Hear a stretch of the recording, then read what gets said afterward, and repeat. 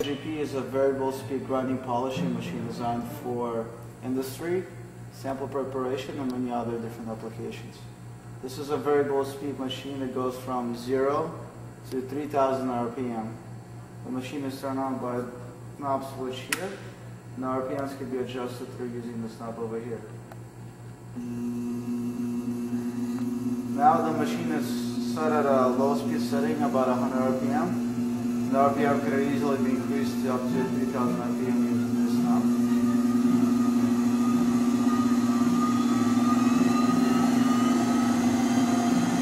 The machine is now at its highest RPM setting, which is about 3000 RPM.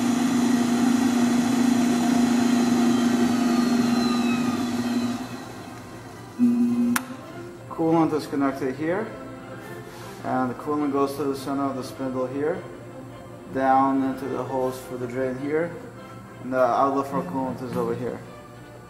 This is a steel plate, and this machine uses magnetic back diamond discs.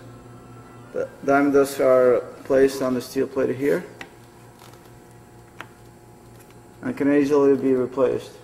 Diamond discs are available in all diamond mesh sizes and for many different applications.